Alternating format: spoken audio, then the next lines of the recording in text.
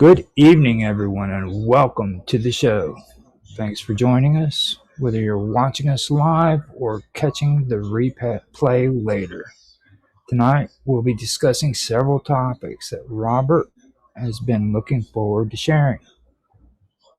We'd like to take one at a time, giving each topic the attention it deserves before moving on to the next. If you're new to the channel, we're glad you're here, and we hope you'll enjoy the conversation. Now, here's my brother and tonight's host, Robert Hanson. Thank you very much, Roger, and everyone that does appear here.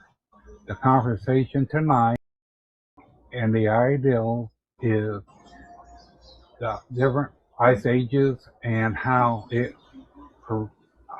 affected plants, different plants from different time periods, and photosynthesis on how through the snow, how far could photosynthesis still keeps the plant going, and um, the plant's heart, like how long does a plant survive in the cold, freezing?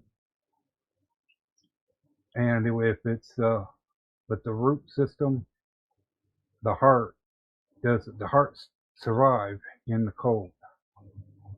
And like mushroom, how does mushrooms operate in the cold? Okay, and let's begin. Okay, so you want me to read the topic that you had me pull up and everything? Yes. Okay, so I just went ahead and called this extremely cold weather. And here's the notes that I pulled up.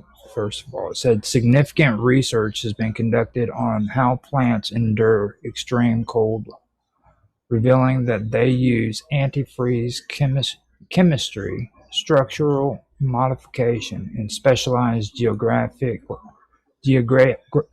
and specialized geographic safe zones to survive brutal winters and full-scale ice ages.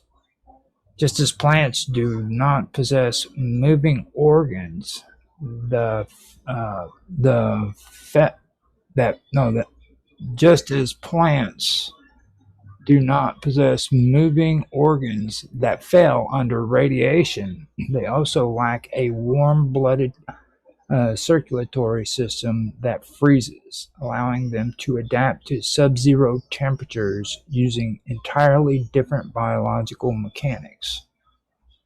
Now, the first part is how modern plants survive extreme cold. That's lab and field research. So, laboratory experiments on cold tolerant models like Arabidopsis thaliana, the antifreeze dehydration strategy. No, thaliana, which is Thalcress, have identified the exact genetic and biochemical switches triggered by extreme drop-offs in temperature. And that has to do with the antifreeze dehydration strategy, which is when temperatures drop below freezing, ice crystals naturally want to form. If they form inside a plant cell, the sharp ice punctures the cell membrane, killing it. Research shows that cold-tolerant plants intentionally pump water into their cells, into the gaps between them. Simultaneously, they fill an inside the cell no, and fill the inside of the cell with concentrated sugars and specialized antifreeze proteins. This lowers the liquid's freezing point, allowing the core cell to stay fluid even when surrounded by external ice. So that's actually pretty cool. The that's actually pretty cool. I don't know if you guys want to talk about that. It's totally amazing. I also read something about it that they manufacture special proteins which go into the cell and push all the water out. So it still makes ice, but the ice doesn't pop the cell. Isn't that extraordinary? It's amazing. It's antifreeze. I mean, it's like Yeah. we have antifreeze for cars. How do you think they figured it out? That's the thing that amazes me. If this was all done by trial and error, how on earth does a plant just decide to make antifreeze to keep itself alive? It's extraordinary. It's a Well, miracle. if it decided, it would be Lamarckism rather than Darwinism. But it is interesting to look at the different models we have for how plants develop this. It's very easy to talk about Darwinian evolution in terms of like, oh, I don't know, feather patterns on birds for camouflage, but this is an extremely complex, an extremely sophisticated system, and kind of chemistry that it seems like, well, I don't want to go down the road of intelligent design, but this is the sort of thing that gets people thinking about intelligent design. It's amazing. They have this part right here. It's called exaptation from drought and salt stress, where it says a study by the Center for or, or, or, organismal study at Heidelberg University on cochlearia, which is spoonweeds, discovered that plants originally developed genetic protections to survive dry, salty Mediterranean climates. Now, when the Ice Age hit, the plants repurposed those exact genetic pathways because drought and extreme cold weather deprived the plant of liquid water. The mechanisms to survive them are practically identical. That's insane. So they used the same method not only for extremely cold weather, but for drought as well. Very, Interesting. very interesting. So was this something that developed during an ice age? Or has this been there since the beginning? Do you know? I can do a quick check. That's my job. I would imagine it evolved over millions of years. I mean, Well, we've had what 5 it's been estimated we've had 5 ice ages. But I think it is true though that there are things, that your genetics express themselves physically in ways that don't always seem obviously useful, and yet you can run into a situation like this almost like there was planning, because unless some of the plants could survive these new conditions, and some of the plants were already had the capability to do this, they could not pass this down to their descendants. If none of them were able to adapt to this, they just all have been wiped out in that area. They would have gone extinct in that climate zone. So if they were able to change the way they handled the drought conditions and stuff, I'm not a biologist, but my first thought is that some of them must have already been able to do that, or they wouldn't have survived to pass those characteristics down. And I think part of it is sometimes we have genes that seem to do things that don't make any sense until the environment changes and suddenly you need that. So I guess I'm moving towards intelligent design again. Sorry. And I'm just thinking that some plants will end, will die out, and plants from warmer areas would, as long as it's land-based, then would move in. Right. They'll fill up the vacuum test court. Yeah, but wouldn't it? I was wondering, like with the plants from one ice age, where the plant, what you call it, change, the structure of the plant would change with the climate and as well too. But still Well, keep yeah, going back to my previous point about life life doesn't stop once it evolves into a certain being. It keeps on evolving. Now I did finally pull up the information Bob Dub was asking, and I can read it to you guys if you want to, because it actually fits into what you guys are saying. You want me Yes, to? please. Yes, please. Okay, so it says plants pre-adapted or co-opted existing molecular signaling networks. Originally, it evolved in freshwater streptophyte algae to manage fluctuation nutrients or osmotic shifts as expectations when they moved to land 450 to 470 million years ago during the Ordovician period. So, Yeah. Yeah. so the evolution timeline of stress exaptation is pre-adaptive in algae that was 600 to 500 million years ago. Ancestral freshwater green algae developed basic osmotic and hormonal, such as early abscisic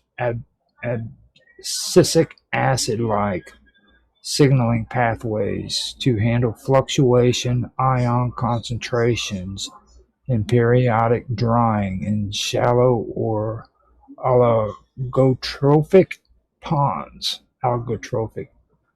Now, the land transition happened 470 to 450 million years ago, and that says that as primitive embryophytes like liverwort or like liverwort-like ancestors established themselves on land during the Middle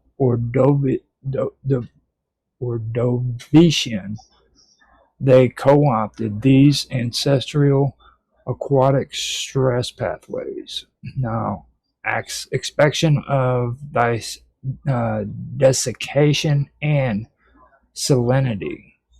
Features built from low nutrients or fluctuating aquatic conditions were exapted into robust defense systems against atmospheric drought and hyper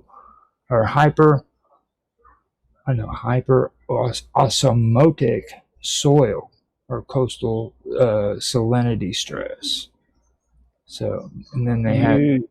I'm not sure about your time period because the Sigonian Ice Age, the second, as far as we know, the second major ice age was 722 635 million years ago. The Endonian Saharan Ice Age, the third, being 450 to 420 million. 420 to 450 million years ago. So you're talking around that third ice age. Well, they're talking about early Devonian fossil records here too, and Okay. You're using two different measurements. like Scales. the fossil variations most likely has to do with how long like the fossils will remain, because I doubt any kind of plant fossils will be available all the way back. You know what I mean? Like they might be able to come up with them, but I doubt they have the technology to do that. Because I mean, even with archaeology, we can only go back on our archaeology findings like 10,000 years, I believe, 10,000 BC, right at the early Dryas period. Oh. So it's interesting. But they say with the fossil verification, that's 400 million years ago. Early Devon, I have I hard. think it's Devonian is what I've always said, but I don't know. Yeah, Yeah, That's early Devonian fossil records from sites like the Rhynie chert confirmed that primitive land plants already possessed established anatomical and physiological mechanisms for dealing with drought and salinity. So they're talking about not really cold weather, but coming from the sea up onto land and actually. Ah, so they're using pre-existing, almost like they can already handle that stuff. So they're moving into an environment where they can handle that stuff. In other words, so they're going to where they're able to. I'm putting this kind of simply, but because they already had these pre-existing strengths that enabled them to elbow their way somewhere where they could cope with drought or salinity or stuff like that. Otherwise, they wouldn't have for gone there in the first place. Ah, so they didn't develop it to get there. They got there because they developed it. Right, and they yeah, learn to 4 adapt it. million years ago would be after the Andinian Saharan Ice Age by roughly 20 million years. Hmm. So yeah, it would have given enough time for these plants to evolve um, into the new sort of climate. Now they have another part too that was the extreme dormancy and structural defense. Do you want me to go ahead and read that part? Carry on. What about you, Robert? You cool? Yeah. Okay, so in the tundra and Arctic research, no, in tundra and Arctic research, scientists have documented visual and structural tactics. Plants grow in cushion shapes or low to the ground prostate forms to trap ambient heat radiating from the soil and escape brutal shearing winds. Others use dense, fine hairs to look in a layer of insulating air. Now, it goes from there to part two where it says how plant survives the deep ice ages. And it says during past glacial periods, massive sheets of ice scoured the earth. Plants could not run away, but they survived through three primary mechanisms documented by ecologists and geneticists. The first one was the microrefugia, the safe havens. The leading the leading explanation in historical botany is the glacial survival hypothesis. As ice sheets advanced from the north, plants ranges contracted. Many species survived in refugia pockets of land that maintain hospitable local climates. The classic southern refugia, the European trees and plants retreated south into protected valleys around the Mediterranean basin. When the ice melted, they slowly recolonized the north. Then you have the cryptid north refugia, where genetic mapping by researchers at the University of St. Andrews proved that these Arctic plants did not flee south. By tracking the genetic diversity of the purple secaphrage or the secaphaga oppositifolia, they discovered the highest diversity was in Alaska and the Yukon. Now, because this specific northern area, or because these specific northern areas were never fully glaciated due to dry conditions, plants managed to hold their ground in tiny ice-free valleys right next to the massive glaciers. And then you have the severe photorespiration, which is the second one. Researchers from Penn State University published a Nature Geoscience analyze.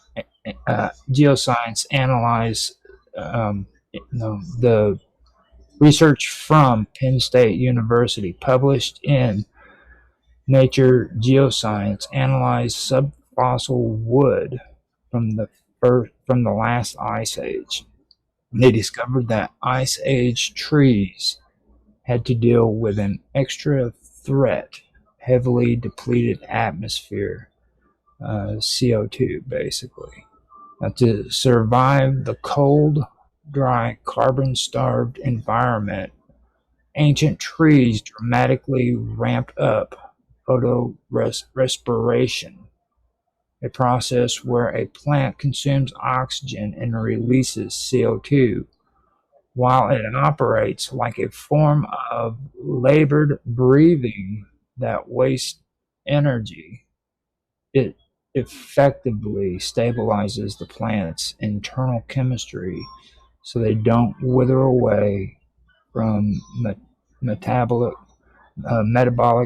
shock. That's actually pretty interesting. So they have the next one, which is cryptobiosis, the ultimate pause button, and that one is the most mind-boggling proof of Ice Age survival comes from plants that simply let themselves get frozen solid, entering a state of complete metabolic suspension. The 32,000-year-old bloom. Russian and international scientists successfully revived a flowering plant, Silene stenophylla, from tissue found in seeds buried 38 meters deep in the Siberian permafrost. The seeds had been frozen since the late Pleistocene epoch, stored away by an Ice Age ground squirrel. Brought into a modern lab, the ancient tissue grew, matured, and produced perfectly viable flowers, regenerating mosses. Or that was the part where I was supposed to split the sentences. But then you have regenerating mosses. Researchers studied glaciers. Researchers who studied glaciers have found that primitive plants like mosses possess totipotent cells similar to human stem cells. Mosses that were tapped directly beneath heavy ice sheets for 400 to 500 years. 400 to 500 years. Actually, that would be million years, I guess. It's a typo. 400 to 500 million years or so ever have been observed growing fresh green tips within a year of ice melting. Well, actually, maybe it is 400 to 500 years. So You got me thinking, actually. What sort of plants have we yet to discover because of, like, in the Antarctic landmass, it was once upon a time not as frozen as it was now. So, yeah, what could be buried in the Antarctic? This kind of points out something that struck me was that we're very impressed with these plants' ability to be buried in ice for hundreds of years. A lot of the world is glaciated, and we know that there have been, as we call them, ice ages, where the glaciers have retreated and they've come at, they've advanced and so forth.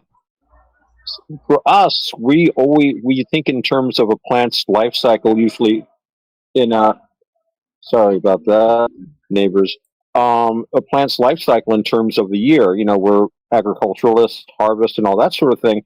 But this ability kind of, to me, shows how the longer cycles of nature are also incorporated into how these things have evolved.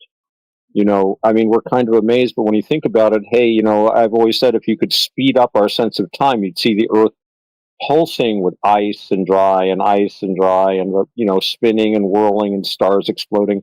So these are long-term processes, but I think they are just as cyclic as night and day and the year. So this seems to me, actually this makes a lot of sense that they could do this since they've been on this planet for so many million years. When you say the ice age, it's worth remembering that we're still technically in an ice age now. Oh yeah, very cold. Yeah, the Quaternary ice age, which started about 2.6 million years ago. But yeah, we used to talk about that when I was in school, and I don't know what happened, but I remember my science teachers talking about how we were in a cold period, and they were worried about that it could increase, and that we could have glaciers coming down over Canada. And some of these guys are saying, "Oh, I don't know, maybe in a couple hundred years, like it could happen." That's very quick in geologic time. And they extolled how much better life is for humans when it gets warmer. They talked about the Roman warm period, the Minoan warm period.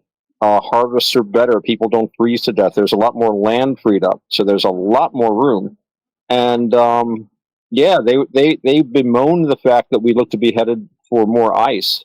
And I was taught that, if only we could get the world to warm up a little more, it would be so much better for us. But that was like the 1970s. Again, now you understand why I get annoyed when I hear all the sort of global warming, the end is nigh. Well, I don't think this is necessarily the show for that, but we can talk about that. Indeed. Yeah. A lot to say. Yeah, during the Ice Age, in between the Ice Age, less water, you know how they show if the water went down, there would be a lot of land mass there. Okay. What would be the plants would be like farther down? They say the farther you go down in Earth, the temperature, the quality of air, and your gravity is changed farther you go down. Okay. Underneath the surface. No, not under, just on the ground, but farther down. Oh, you mean as the water level drops? You mean as the water level drops? Yeah. Well, as the water level drops, you would have a different environment. The soil would be different, and you're right. There would be different. The air pressure would be different. Even the gravity would be slightly different. Gravity is very slightly different on top of a hill or below. But yeah, it would be a new kind of an ecology, I guess, because it would be lower than the other land. So it would be still on the shore, probably, if it was sinking water, but maybe not if a lake dried up. So I think the main differences would be the soil would be different, and just the kind of stuff you'd get if you planted a garden in one place rather than another. So yeah, I think certain plants would certainly be gravitated. And, from an evolutionary standpoint, if you're talking about plants in the water evolving into land plants, that would also be a mechanism to get forest plants to evolve so that they didn't need to be submerged all the time. And there'd be different plants further down, like you were saying, Robert. So maybe that would happen too. But that's what occurred to me about that. Yeah. And like they were showing on there's countries, prehistoric countries down there, farther down. And that's what I was coming up with, is that with different things, and how Arizona has some top mountains, flat ones. Now, is your mic down, Robert? Yeah. Okay. But it would be like where we are now on this landmass is we're on top of mountains, more or less. Because you stop and look, if the water slowly would go down, look at the more and more open land, and the more open land, you would have a whole you could look up and see the top. Now, can I actually jump in there on that one, because right now is actually a good chance to Bob Dub's from New Zealand, okay? And New Zealand is actually a part of the continent called Zoolandia, I believe they call it. Isn't that what they call it, Bob Dub? Zealandia. One. Zealand, and that would actually be something that would be interesting. Like if the sea levels actually went down, a lot of that continent would be revealed, and I wonder what that would be like because they've actually said that it would actually be an entire continent if it was above water. But Well, everything would be really, Roger. I mean, all your continental shelves, if all your continental shelves came up out of the sea, um, your land masses would increase dramatically. But it's around southern Africa, also, I think, probably around Europe and Britain and all the islands up there, the Hebrides and all those. I was just thinking of the old Doggerland concept Mm. in between Britain and Germany. Mm. But, Mm. yeah. It is interesting, but there's no evidence really I'm to sorry, I was show babbling. that sea levels go up or down. Well, actually, and I'm sorry, I was babbling. I didn't realize I was muted. I mentioned that a lot of these continental shelves were above sea level, and Mark did mention Doggerland, and there's also a record in the Mabinogion of when the Welsh expedition went across to Ireland. It was easy because the sea was much shallower then and narrower, and there were only two rivers, they said. So this seems to be an actual record of a time, and within humans were living there when water levels were much lower.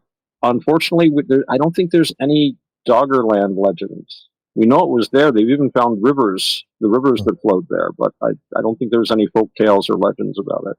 Wales is full of that, the drowned county and stuff like that. Mm. They seem to remember that.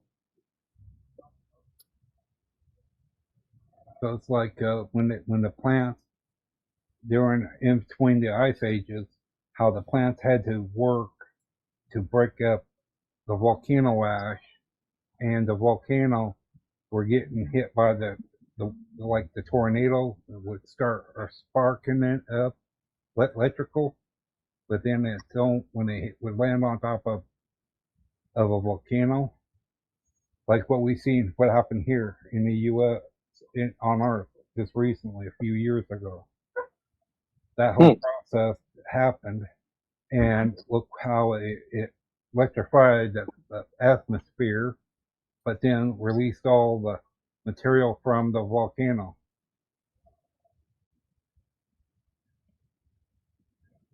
Well, I have heard that there are thunderstorms and electrical discharges associated with volcanoes when they erupt, and also like odd flashes even far away from the volcano, which could be an electromagnetic. It's really hard to get witnesses because you're in the middle of a volcanic eruption, so you're probably not taking notes or measuring things. You're just trying not to. But yeah, I have heard a lot of descriptions. It's generally, I think, accepted. And and the thing of it is, during that time, how did the plants progress? What Well, what specific time was that? That like the second ice age, was it the smaller animals, or and like with seaweed, okay, seaweed came from a plant, and it was frozen over. I don't know whenever it started, however the process was with that, but yeah, but like like how did the plants progress? All they altered, and with like evergreens trees, they don't never lose their leaves, but they have a however they do it, and the heart. How does the heart the heart from the root part, how does it survive, and how does it alter, the material, like the crystals, or if it has to change to to evolve with the climates and the weather.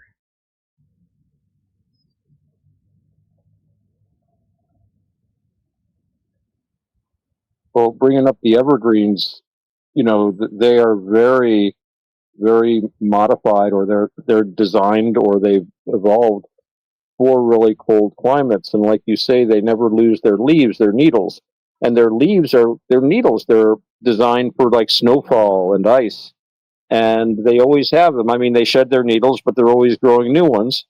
Kind of like my hair. Hopefully, keep growing new ones, and it's sort of thing where I can see where, as things gradually got colder, some plants would do better in the cold because their leaves were narrower.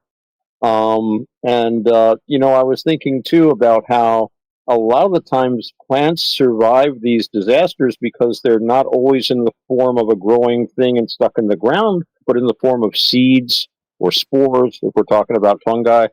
Um, when you look at how well protected a conifer's seeds are, I mean, it's in a cone. That's why we call them conifers, right? A pine cone, a fir cone.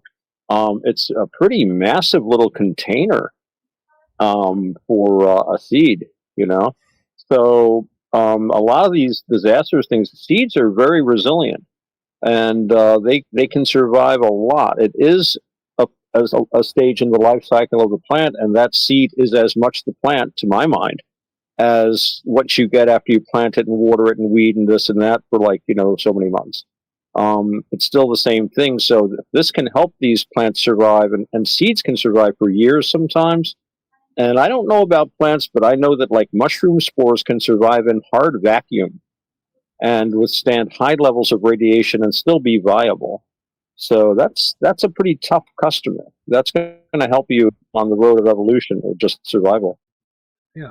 During that time, how does like with the ice age and all that, does it help clean the soil of whatever is happening? Like how it when it breaks Well, materials down or however. I'm not an expert, but I know it does move soil around, and certainly there are these things called moraines, terminal moraines sometimes, and they're big piles of rocks. And basically, they were at the front of the glaciers that were like moving along, and they're this big, half a mile thick sheet of ice, and things in front of it either rolls over them or pushes them. But then when they stop and they melt, they leave all this stuff, not only the stuff at their face, but also all the debris they picked up underneath, and it just melts and it falls away. So you'll find like weird boulders somewhere, or like again weird piles of rocks, and those have been left by the glaciers, and maybe that I'm sure moving that around stirs up the earth, moves material around. They push trees and this and that.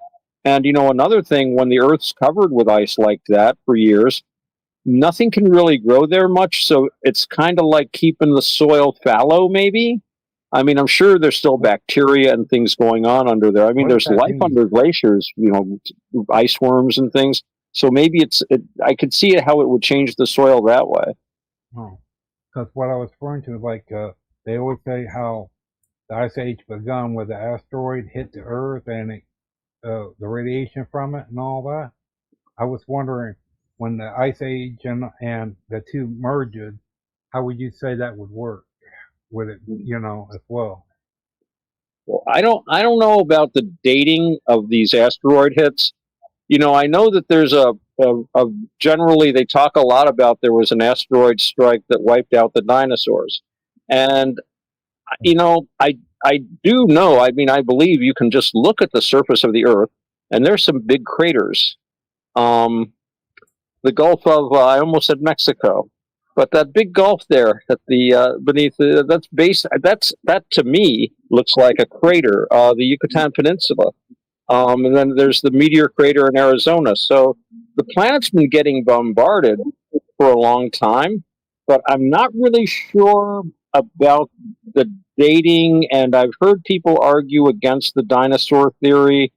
and I'm not sure if it actually directly relates to the ice age as such. From what little I know of the ice ages, they occur in like a cycle, seems to be a cyclical pattern that may or may not be connected to like solar activity, but it makes a lot of sense to me because that's our main heater, right? I'm not sure. I know for sure. I mean, asteroid hits. Yeah, that's going to change a lot of the local weather for a while. Heck, you remember Mount St. Helena erupting, right? Mm-hmm. That was just like one volcano, but that's the kind of dust an asteroid would kick up. So the weather got wacky. The sunsets were spectacular, and places closer to it, it was pretty miserable. So yeah. But I'm not sure how the two would relate, to tell you the truth. I'd have to study it more. That's what I was asking for, is because they have shown in a whole area of the U.S. how that when the asteroid did come, the materials from the asteroid was showed up in layers in the earth under the soil, and through the process, I was wondering, like plants, like the materials from that, however it worked through the ice age. I think really when you're talking about asteroids, we're talking about relatively small objects when it hits the that will only produce a sort of very temporary sort of environmental change. Now, I do So have yeah, I'm sure you I do have information carry on. on Antarctica if you want to hear that, because that's the last part that you wanted me to pull notes on. But like when it comes to like the the meteors and stuff like that, that is a very interesting thing to do. But like if you want me to, I can read this, because I think we're up to like 42 minutes, and it's the last part of the actual notes I pulled up for you guys if you want to hear it. Okay, yeah, that wouldn't hurt. Because this is actually where it gets the most interesting. It's the research that they found in Antarctica. You guys okay with that? Yeah, sounds interesting. By all I'm means. doing, yeah, I'd love to hear it. Okay, so while the coastal areas of Antarctica support a miniature ecosystem of hardy greenery, the geographical South Pole itself is a sterile polar desert covered in nearly 2 miles of shifting ice. However, humans have brought plants to the South Pole intentionally. Um, Part one to this is plant life at the exact South Pole location. Now, the geographical South Pole is one of the most inhospitable environments on Earth. The native plant life is zero. There are absolutely no native plants, mosses, or lichens at the South Pole. The environment lacks liquid water, has an average temperature of negative 45 degrees Celsius, which is negative 56 degrees Fahrenheit. And it sits at an altitude of nearly 10,000 feet and goes through 6 consecutive months of complete darkness. Now, the hydroponic exception. The only living plant at the South Pole resides inside the Amundsen Scott South Pole Station. Scientists operate the South Pole Growth Chamber, a high-tech hydroponic greenhouse. It grows fresh lettuce, kale, tomatoes, peppers, and cucumbers to sustain the isolated research crew. NASA and other agencies use this greenhouse to study how astronauts might grow fresh produce on future missions to Mars or the Moon. Now you come to part two, which is native plant life in outer Antarctica. Now, as you move away from the frozen interior and head towards the coast, especially the Antarctic Peninsula, you encounter a fragile, thriving plant ecosystem. The only two flower plants out of the entire continent, only two vascular flowering plant species have adapted to survive, and that's the Antarctic hairgrass, which is the Dyschopsia antarctica, a highly resilient, low-growing grass that can freeze solid and resume photosynthesis immediately when it thaws. Then you have the Antarctic pearlwort, which is called the Colobanthus quetensis, a small yellowish green plant that grows in dense moss-like cushions to shield itself from freezing winds. The cryptogams, mosses, and lichens, the true forests of Antarctica, are microscopic. Scientists have categorized over 100 species of mosses and 200 species of lichens across the ice-free rocky coast. These miniature plants systems grow incredibly slowly, but some moss beds on the eastern coast being with some moss beds on the eastern coast being thousands of years old. Rapid expansion due to climate change. Satellite tracking research spanning 35 years have shown that Antarctica's vegetation is rapidly turning greener. As glacier melt and summer temperatures warm, the area covered by mosses on the Antarctic Peninsula has increased drastically. And then part 3, what lay beneath the South Pole ice sheets. While there is no plant life in the South Pole today, it wasn't always the way. Millions of years ago, Antarctica belonged to a massive supercontinent called Gondwana. During the Cretaceous period, about 83 million years ago, the exact South Pole region was covered in lush green temperatures, rainforests. Polar expeditions have found fossilized logs, ancient tree rings, and fossilized leaves from southern beech trees. Nathophagus, and ginkgos on glaciers just a few thousand miles from the South Pole. It was only as the continent drifted directly under the pole axis and cooled that this massive green expanse froze over completely. And before I stop talking, I want to remind Mark that this is not my show. This is Robert's show. So if you want to talk about global warming, it's up to him, and I don't think he has a bit of a problem with that. So Yeah, no. I just mentioned that just as a side point. okay, it's up to Just you as a and side Robert. point. You know what I mean? But your point about Antarctica sort of just goes back to the point I made earlier. You just reiterating what I was saying. This is of course the mainstream, geology and I guess paleobotany for what happened to these plants. They found these plants and they were growing there when Antarctica was part of Gondwana, and that does make a lot of sense, and it fits in with everything else we have, all our other information.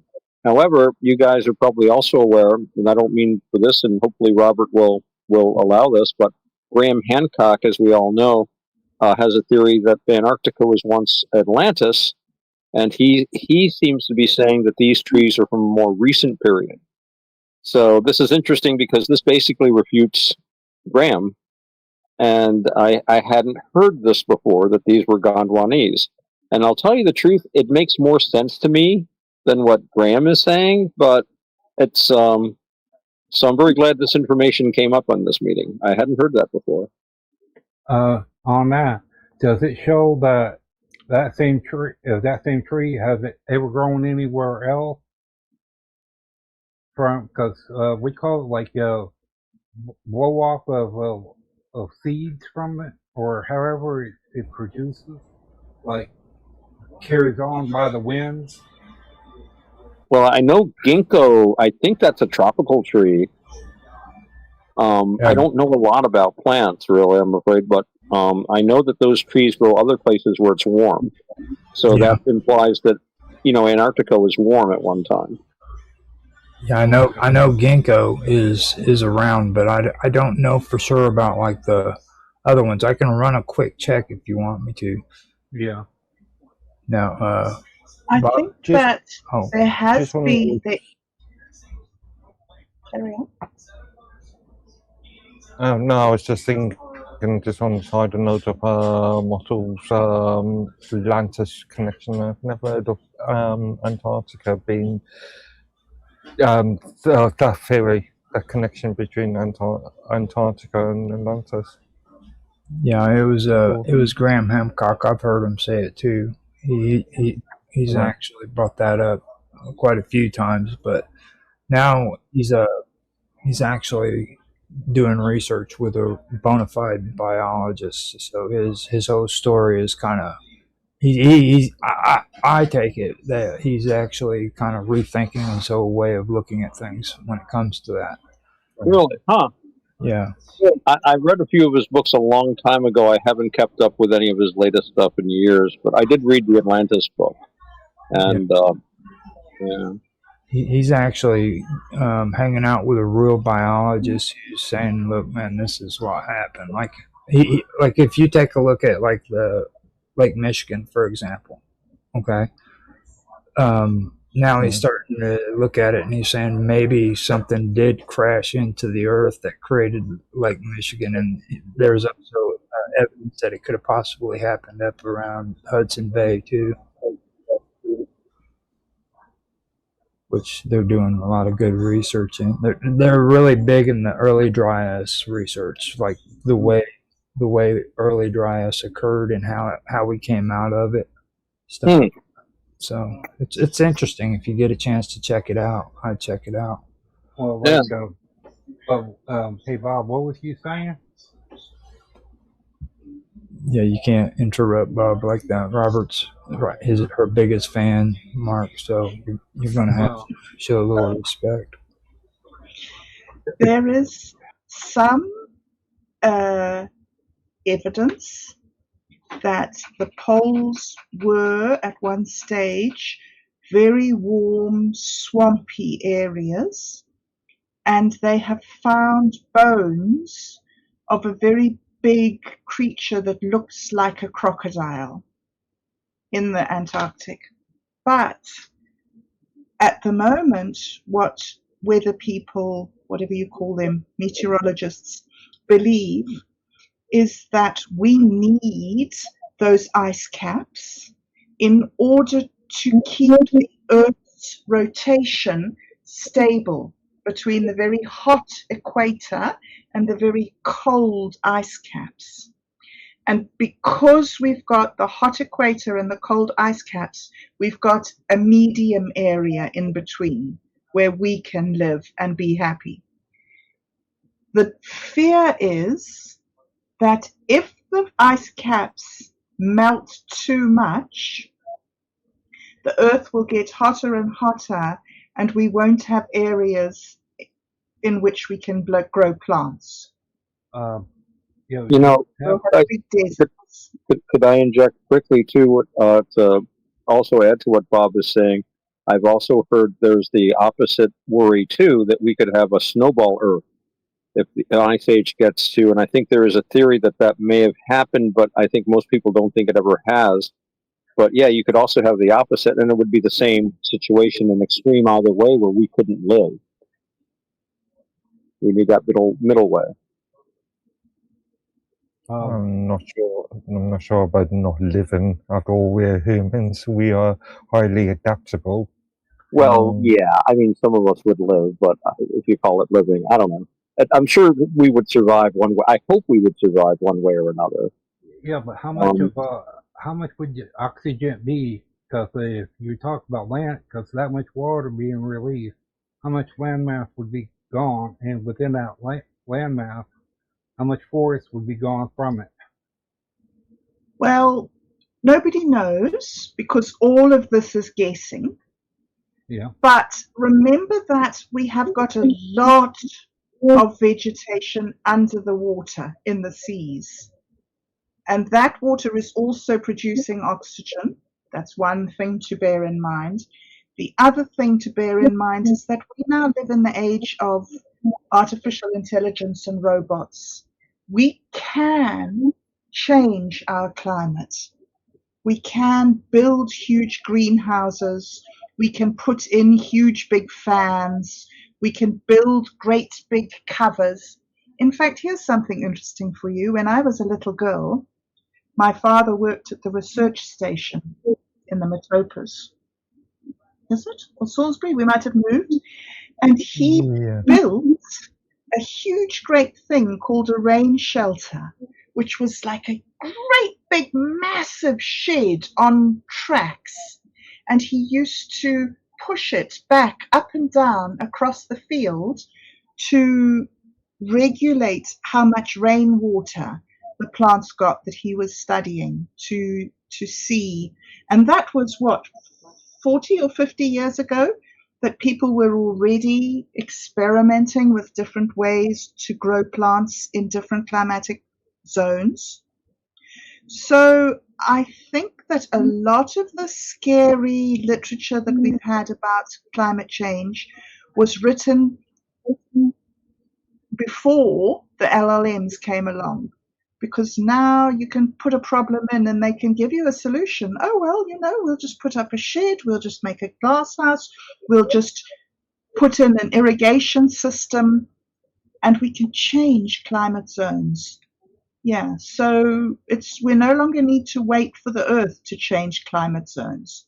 We can make intentional changes, which is I agree. very frightening to consider.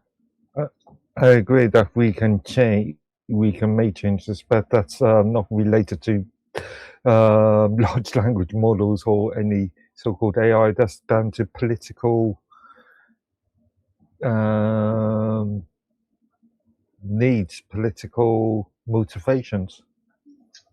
Well, probably in the long run, but what the large language model has done is it has democratized knowledge. So people now are no longer as fooled by a government who says, oh no, we don't have money for that, we could never do it. We need all that money to pay our salaries. How could we possibly look after you? Exactly. I'm getting rich. Sorry. Now, I did do a search for the plant life that they mentioned. The ancient South beech trees is the tree rings that was found in the Antarctic. They call them the ancient southern beeches, and they're found all over the southern hemisphere. I believe they're even in New Zealand, according to what they were telling me. And then they also said that the only surviving member of this ancient group today is the ginkgo biloba, and that everybody knows what that is. But the ancient tree rings and fossilized leaves on the polar glacier belongs to these trees, which are the South Beach, and it's called Nethophangus, and then the Glossopteris and ancient conifers, which are Permian behemoths in older fossil layers dating back to 260 to 280 million years, long before the beech trees evolved. Expeditions found massive petrified forests dominated by a tree genius called Gesapteris and early ancestors of modern podocarp and Araucarian conifers. Is that the ones like in Arizona? The trees petrified in them. Now, these right here, I actually would be you would find these more like in New Zealand, which is in Australia, which is closer to the South Pole. You probably find them in Brazil, South America, or maybe the edges of Africa, even like South Africa in that area. Some of them, So a southern tree. right? The British Antarctic Survey is where they're pulling this from, so you probably find it there. So, We can trust the British anyway. They'll do a good job. yes, you can trust the British. Okay, and another thing, I was wondering, like solar flares. There's different types of solar flares, and with the Earth electrical in the atmosphere, how does the solar flares hit the Now, actually, that Robert, work makes how does it affect the plants? that is actually pretty interesting because, well, first of all, we promised Bob Dub that we'd only go an hour or so on this. So, and Mark too, because he's tired. But I wanted to mention something about this on this two-part thing that we've done. This actually brought up two things that I'd like to do later with you. And the first one I would like to do is go over freaking, well, I mentioned it to Bob Dub too, but electromagnetism because of the what we found out with the radiation. And that made me think of thunderstorms that occur over freaking volcanoes whenever they erupt. I think that would be a really good conversation to talk about. And this also made me think about chemical plumes. Me and Mark was actually on a show with Vicky Bass, and we talked about that. Her husband was really big into like chemical plumes and how vegetation and everything basically leaves a plume in the earth, and you can actually detect it with monitors and devices and stuff. Would that be detected like by seaweed as well? Yeah, everything that's biological, these devices can actually pick up on. And like Bob was saying about oxygen, would seaweed help keep the oxygen within the soil? About the same as what on ground. Yeah, we could find out, but I mean, I think we probably better bring this to an end. What do you think? Well, we've got plenty of stuff for. Interesting episode. Sorry, What'd you say, Bob? I said that was a really interesting episode. It was very interesting. I would like to go into that in more detail. I think that it would be fascinating to look at the internal functioning of the plants and see how they actually stop themselves from freezing. Mm-hmm. I know that, anyway, yes, it was a fascinating episode. Thank you very much. I was going to say, it sounds like we have a lot of material for a follow-up episode too. Yeah. Indeed. I guess the next one would be Mercury and red mercury. He's been obsessed with mercury. Well, yeah, because it deals with a plant. Okay, no, let me break this down to you guys where he's coming up with this. And Bob W. might be interested in this. He likes to watch Ancient Aliens, okay? And he's fascinated with the first king of freaking China, emperor of China, being buried in that freaking pyramid with Mercury. Then there's the temple that's in South America that they found, archaeologists found, had freaking red mercury within the tomb for what's her face. I think she's the one that actually you guys freaking talk about, Maya. I think so. Bob Dub. The tomb. I'm sorry, I don't know. I'm sorry. I can find out later, but Yeah. that's where he's coming from. He wants to talk about Mercury and stuff. Red So what? Mercury. Well, Mercury Mercury, as a sort of concept of preservative. Mhm. well, Yeah, it was a very magical sort of a thing, you know, Quicksilver, Mercury, and it was very important to the Chinese alchemically. As I recall the story of the Emperor's tomb, he was entombed, and there was like a pool of mercury surrounding him as a protective sort of a thing. Um, I do know that when they did some soil samples around the tomb, Mhm. they discovered large amounts of mercury in the soil. So they think there's some basis in truth. The thing is, the Chinese government claim they're not excavating the tomb, and they claim it is because they want to wait until archaeological techniques get better in another 50 or 100 years so that they can excavate it properly.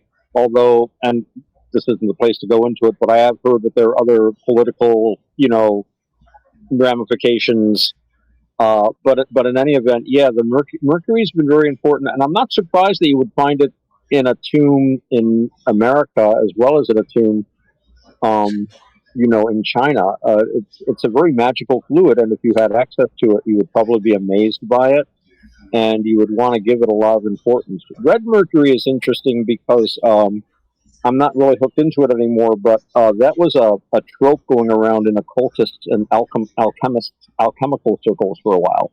And people were actually claiming to be dealers in red mercury. But this isn't the place to dive into that. But it was a kind of a meme at one time, like back in, I think it was like the 1980s or 90s. well, and during World War II, the Nazis would experiment with it, and I think it was 3 to 4 of their scientists had radiation burns and high from electrical discharge from it. It's very toxic, yeah. I think the big thing about mercury is that it is a conductor of electricity, and it's a liquid conductor. So, in theory, you could, if you had something spinning in mercury, you could power it through the mercury and have a frictionless or nearly frictionless. I think they might have been working on things like that. I don't think any of it ever really worked out as practicality. But again, I don't really know a whole lot about the subject. This is, you know, stuff I was reading about, you know, 30 years ago. But it's all being stirred up by this conversation. But yeah, again, it sounds like we have a lot of good stuff to go on for the next show. Okay, so I think we should hold off and use that for another episode. What do you think, Robert? Yeah, if it's all right with you guys. Sure. Okay, because I found it interesting because like the atmosphere, how the atmosphere works with that stuff, or however what would happen, you know, because like the solar flares hits the electrical atmosphere, and how does it produce? How does it affect the weather? I don't think it does, to be honest. I can do some research for you, but I'm pretty sure you're just like really getting crazy about it. You get crazy about a lot of things, you know that, right? Yeah, that's what you said. But I just want to say, dude, it's like you take a freaking mile and turn it into 50 miles. Well, yeah, but what I'm referring to, there are certain. I'm just really impressed you didn't have me searching for more this week, because last week you should have asked Bob, dude. It was hell. Like I was just tapping away on the keyboard, finding new stuff, and everything. Well, I was referring to We like were magnificent. the color of solar flares. Okay. The difference of the different types. Do you want me to go ahead and take us out, because you are just Yeah. you are just wild. Well, you guys have a nice day. You too, Bob. And let me do the cool outro. Thanks, Okay. Robert. Okay, now that brings us to the end of tonight's program. We appreciate everyone who stopped by to spend some time with us. Even if you're not watching this now, you can watch this later. So thank you for taking time to join the conversation, guys. If you enjoyed tonight's discussion, we'd appreciate your support by following the channel and sharing the stream with someone who might find it interesting. We'll be back with more conversation and new topics soon. Until then, take care of yourself. Have a great evening, and we'll see you next time. Good night, everyone.